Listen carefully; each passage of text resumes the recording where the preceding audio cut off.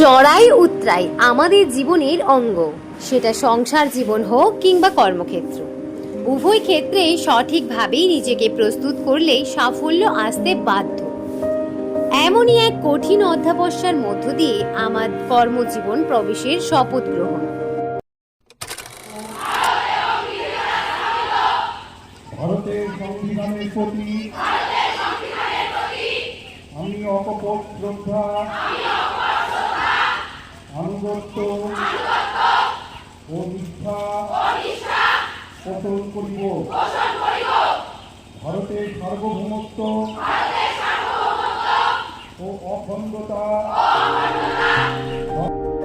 পায়ে পায়ে পেরিয়ে এসেছি ৩৬৫টা দিন, অর্থাৎ আজকে আমাদের শপথ গ্রহণের বর্ষপূর্তি দিবস।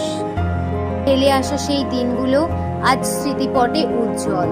প্রশিক্ষণের ফাঁকে সহকর্মীদের সঙ্গে আড্ডা থেকে খুনসুটি কিংবা মেশে একসঙ্গে বসে জমিয়ে খাওয়া দাওয়া থেকে শুরু করে উইকেন্ডে সবাই মিলে সিনেমা দেখা, শপিং করা, সবই যেন আজ রূপকথার গল্পের মতো।